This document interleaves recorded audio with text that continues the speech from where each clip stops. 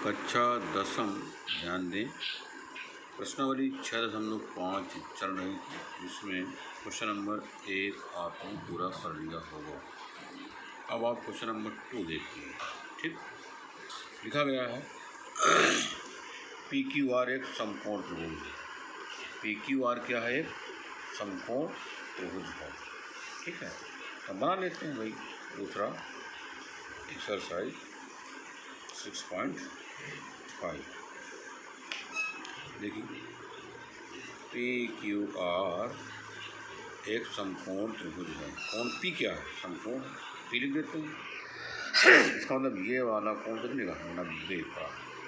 ये प्रश्न में दिया गया है, इसको Q लिख देते हैं, इसको R लिख देते हैं। ठीक है, फिर लिखा है QR पर बिंदु M इस प्रकार स्थित है कि PM लंब QR, PM ये है ना, QR पर क्या है? ये PM लंब है, अर्थात ये भी कोण 90। दर्शाइए कि PM square is equal to QM into MR। ठीक, तो सब भैया बहुत ध्यान से देखेंगे। अच्छा, इसमें से हम कुछ आपको बताएंगे और आप इसको थोड़ा से जानकारी रखिएगा, याद रखिएगा। ठीक है, देखिए जरा सा हम करते क्या। चित्र बना लिया प्रश्न 2 को पढ़ करके। ठीक है, अब आप देखेंगे एक त्रिभुज PQR है। ध्यान दीजिए बच्चा, PQR। अच्छा, ये कोण कितने का? 90 का। ठीक, अब हम क्या करने जा रहे हैं? ये PMQ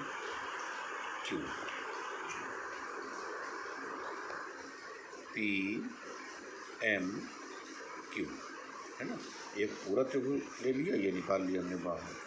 अब PMQ भी बाहर निकाल लिया।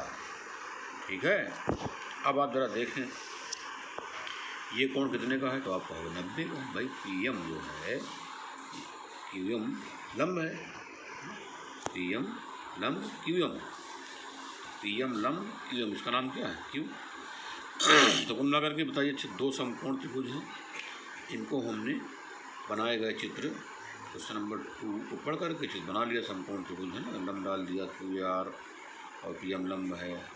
अब हमने क्या किया? पूरा त्रिभुज निकाल लिया और इधर का भी एक समकोण त्रिभुज निकाल लिया। अभी इधर का बाकी है। ठीक है, तो पहले इन दोनों की हम चर्चा कर लेते हैं। देखिए चर्चा क्या करते हैं। यदि आपसे हम ये कहें कि हमको भैया आप ये बताओ कोण P और कोण M बराबर हैं कि नहीं, तो आप कहोगे हाँ बराबर, P बराबर कोण M। क्यों बराबर? क्योंकि दोनों समकोण हैं। ठीक, अब अगर हम आपसे ये कहें कि ये Q कोण क्या इस Q कोण के बराबर है, तो आप कहोगे हाँ बराबर है। तो हम कहेंगे काहे बराबर है, तो आप कहोगे ये PQR पढ़िए, ये PQR पढ़िए, ये वाला कोण। अच्छा है PQM पढ़िए, भाई कोण तो वही है Q है ना, PQM को आप PQR भी कह सकते हैं, अर्थात ये दोनों कोण भी क्या है? बराबर है। आप ये कह सकते हैं कि दोनों त्रिभुजों में कोण Q उभयनिष्ठ है। क्या दिक्कत है? तो आप लिख देते हैं कोण Q बराबर कोण Q, है ना, दोनों त्रिभुजों की बात कर रहे हैं हम। अच्छा, अब अगर आपसे कहा जाए कि अच्छा बताओ ये वाला कोण जो बचा हुआ है ना,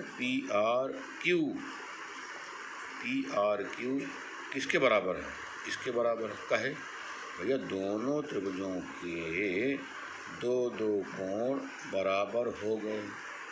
तो अब बताओ, अच्छा दोनों त्रिभुज समरूप हो गए कि नहीं, है ना, क्योंकि आप जानते हो त्रिभुज के अगर 2-2 कोण बराबर है तो तीसरा कोण अपने आप बराबर होता है, अर्थात दोनों त्रिभुजों के तीनों कोण अलग अलग बराबर हो गए, तो दोनों त्रिभुज क्या हो गए? समरूप हो गए, है ना। समरूपता की कसौटी A से याद है।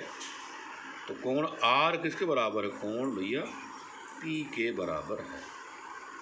तो कोण R बराबर कोण P। ठीक है, जो कि दो कोण बराबर तीसरा अपने आप बराबर।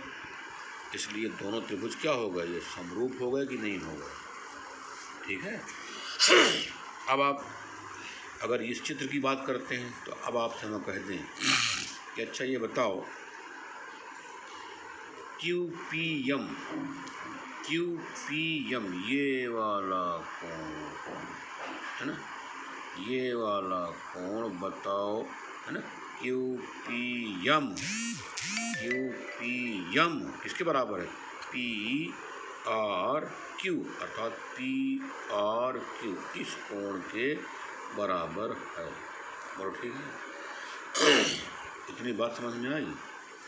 तो हमको लगता है कि अगर ये वाला कोण इसके बराबर है तो क्या ये वाला कोण इसके बराबर होगा। आप देख रहे हो जैसे हमने सिद्ध कर दिया ये कोण इसके बराबर है, उसी प्रकार ये वाला कोण किसके बराबर होगा भैया, इसके बराबर। ठीक है, ये ध्यान रखो। जैसे हमने सिद्ध कर दिया कि ये कोण है ना, ये वाला कोण किसके बराबर था, इसके बराबर था। ये तो सिद्ध किया है भाई, डबल लाइन खींचना चाहिए हमको। ये कोण इसके बराबर है और ये वाला कोण इसके बराबर है, तो ये वाला कोण इसके बराबर सिद्ध करके हमने दिखा दिया। इसी प्रकार अगर आप पूरा त्रिभुज ले लें, इधर वाला निकाल लें, तो आप देखोगे ये वाला कोण इसके बराबर होगा। ठीक, ये सदैव ध्यान रखिए इस बात को, है ना। ये तो हमने सिद्ध करके बता दिए। अब अगर हम आपसे पूछें, तो फिर से बना रहे हैं, वही काम फिर से कर रहे हैं, PQR। अब हम QR पर क्या डाल रहे हैं, डम डाल रहे हैं। इसका नाम क्या लिख रहे हैं, M लिख रहे हैं। अब अगर हम आपसे पूछें बताओ अच्छा ये कोण किसके बराबर है, तो आप कहोगे ये वाला कोण किसके बराबर है भैया, तो आपको तुरंत बताना चाहिए क्या जी, इसके बराबर। ठीक, अब अगर कहा जाए कि ये वाला कोण किसके बराबर, तो आप कहोगे ये इसके बराबर। ठीक है, ये जानकारी आपको ये इस प्रकार से मालूम रहनी चाहिए सदैव। बोलिए, मालूम रहेगी। अगर ये जानकारी सदैव मालूम रहे तो आप तुरंत बता सकते हैं। देखिए हमने फिर से बनाया, आपको तुरंत बताना पड़ेगा। बताओ ये कोण किसके बराबर है, तो आप कहोगे ये वाला कोण इसके बराबर है। हम कहेंगे ये किसके बराबर है, तो आप कहोगे इसके बराबर है। ठीक है, कहे बराबर है आप जानो, जब हमने ये पूरी बात आपको स्पष्ट बता दिया है। ठीक है, इतनी जानकारी हो गई। अब चलिए सवाल को हम लगाते हैं, बताते हैं। ठीक, अब हम आपसे अगर कह दें कि इसको ना देंगे बेकार हो गया, तो आपको मिला करके दूसरे सवाल में ये वाला चित्र बना लीजिएगा। ठीक है, अब हम ये कहेंगे त्रिभुज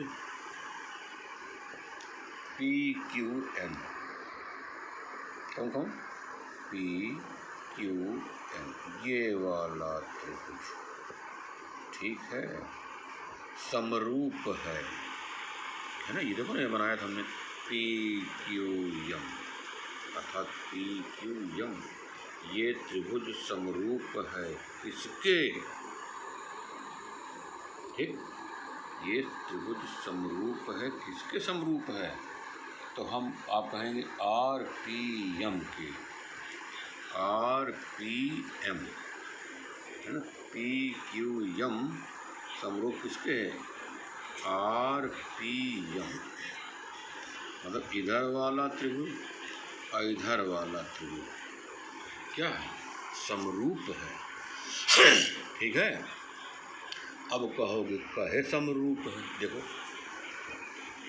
देखा ना आप, इसमें हमने 4 लाइनें खींचा था और 4 लाइनें में, और इसके 2 खींचा था और इसकी 2 ही।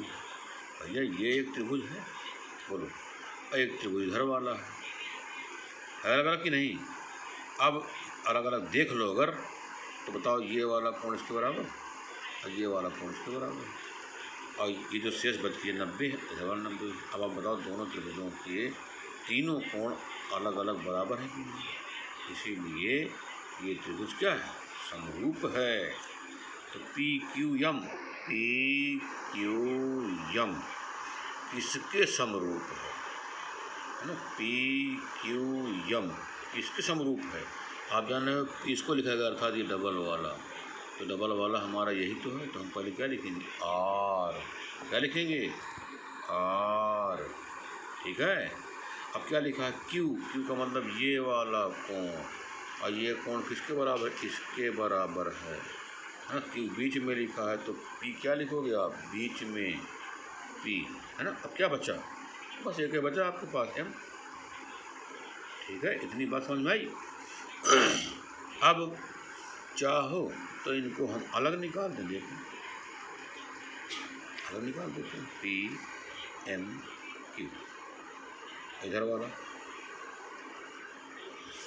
पी एम आर, ये वाला कोण किसके बराबर है भैया, इसके बराबर है, और ये कोण किसके बराबर है, ये वाला इसके बराबर है, ये तो आपका 90 है, ये 90, ठीक। यही दोनों त्रिभुज तो समरूप हैं। अब समरूप क्यों हैं ये आपको अच्छी प्रकार से हमने बता दिया, अब आपको आना चाहिए। अब आप देखिए ध्यान से, ये दोनों त्रिभुज समरूप हैं, अर्थात ये दोनों त्रिभुज समरूप हैं।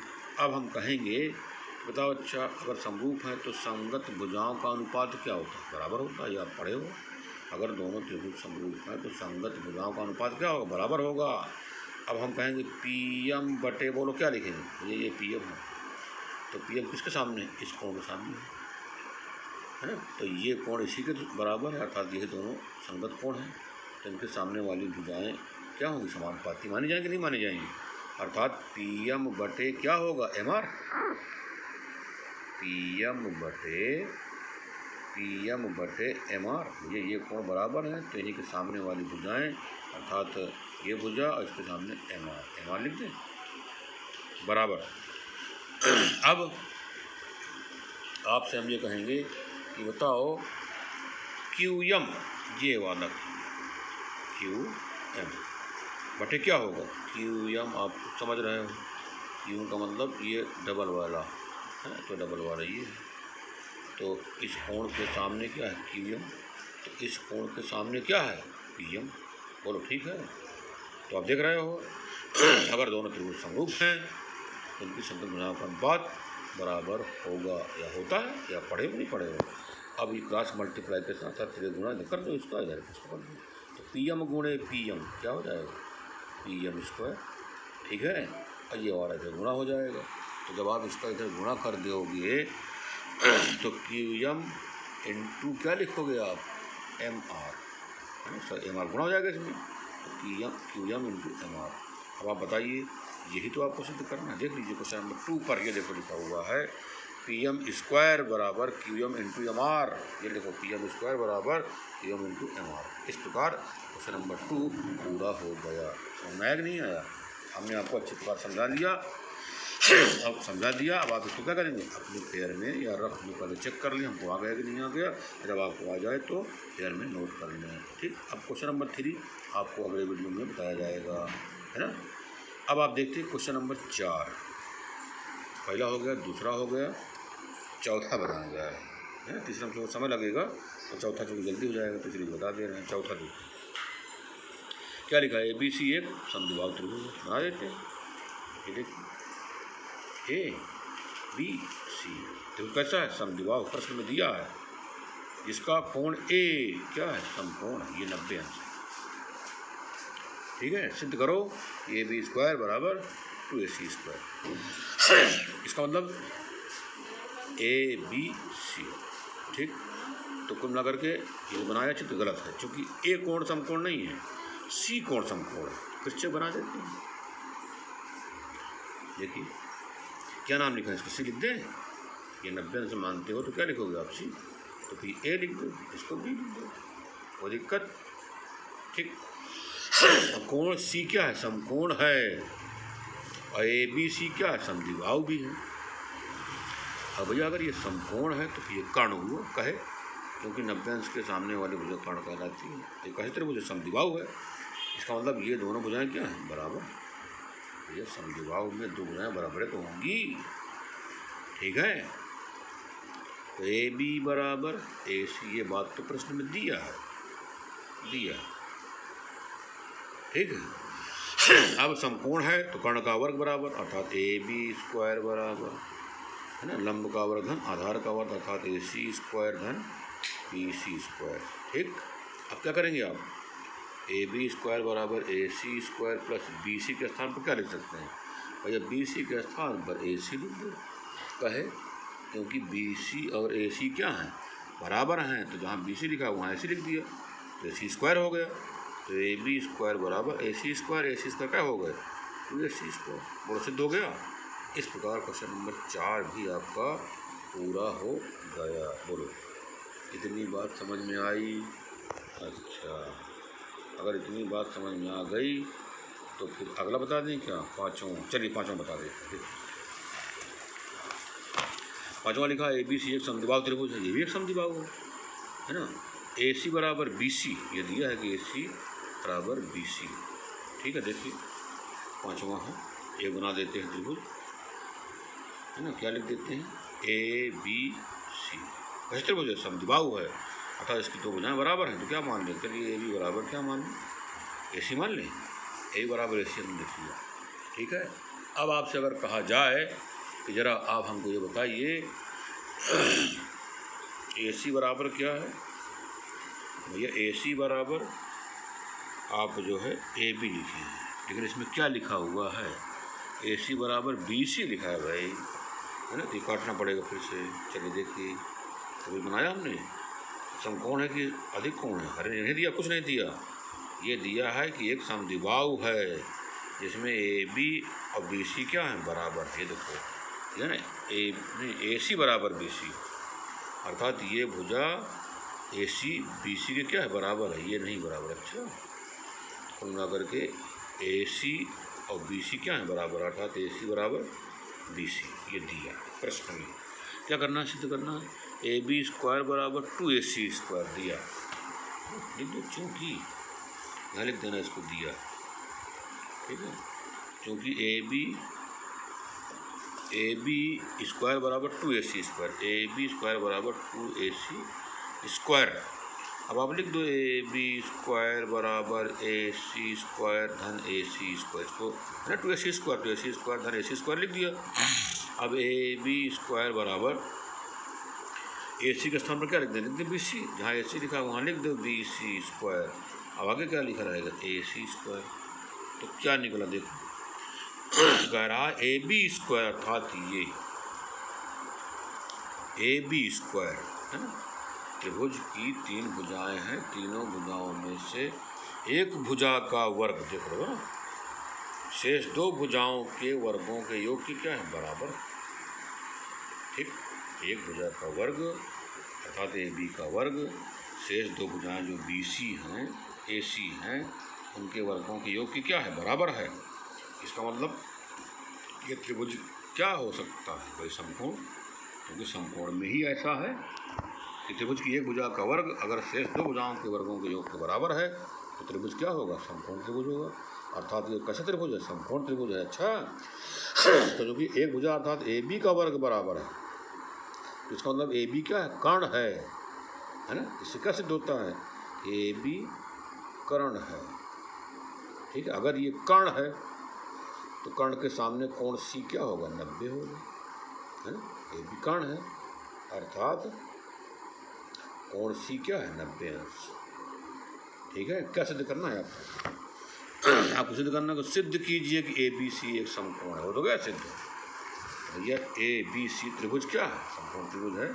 चूँकि कोण C आपने क्या निकाला, 90 निकाल लिया, लिख दो, आता है त्रिभुज ABC समकोण है। ठीक, सिद्ध हो गया। इस प्रकार आपका 5वां सवाल भी पूरा हो गया। बस आज का पाठ समाप्त, शेष